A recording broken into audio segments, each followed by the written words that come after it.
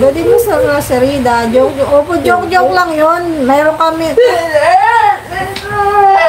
Uy, naka-live kaya ako. Huwag ka maingay. RJ Moto TV. So ayun, ang daming nag-yes. Gusto nila.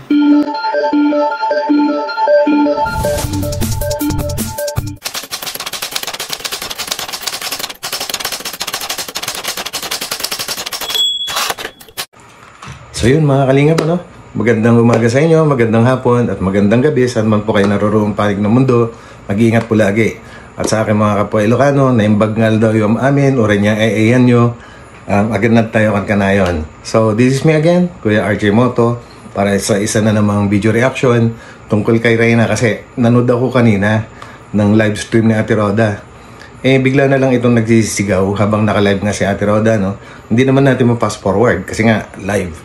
So, yan ay mapapanood natin maya-maya ng kaunti.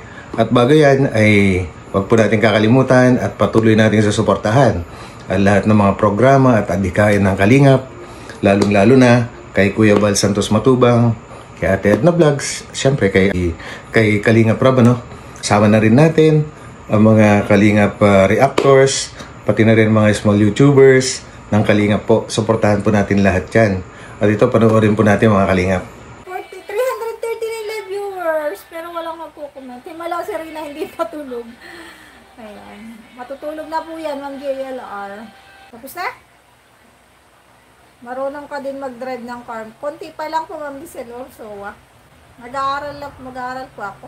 Galing naman, Christian, yung pinapakinggan ni Baby Reyna. God bless you. Ayan. Galing mo sa Rosarida. Joke lang yun. Mayroon kami. Uy, naka-live kaya ako. Huwag ka maingay. Babay na! Magbabay ka na daw. Babay. Babay. Ako na, tinutulak na ako. Lilipat na nga po ako.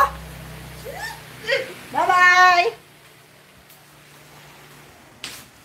Ayan po yan ang maingay yan. Lalo na po yung naririnig niya yung pangalan niya. Nagsha-shoutout up. Tapos kinukumusta si Reyna. Yung mga ganun. Feeling niya ata pinag-uusapan siya. So yun, grabe ano. So napanood nyo mga Kalingap. Grabe, akala ko kung ano na nangyari kay Reyna kasi nga bigla na lang siya sumigaw, ano. Yun naman pala, ayaw niya na maistorbo. Kasi nga po, nakikinig ng gospel song. At yun ang labis kong ikinakatuwa kasi bumalik na naman siya sa pakikinig ng mga awitin tungkol sa ating Panginoon. At alam kong makakabuti sa kanya yun para mapakalma yung kanyang sarili, ano.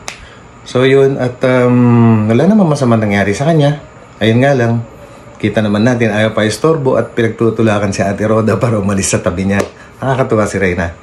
Well, isa pa po, mga Kalingap, no? Gusto kong i-congratulate si Ate Roda. Ate Roda, shoutout sa'yo, no? Congratulations sa panibago mong achievement. Congratulations sa bago mong kotse. Ang ganda. Pulang-pula, no? Masaya ako para sa'yo. Kasi deserving ka, napakasipag mo, napakabait mo na vlogger. So, para sa yan, bigay ng Panginoon sa yan. Yan, mga Kalingap, di ko na pahabain. At kita-kita tayo muli sa aking mga susunod na upload. God bless us all.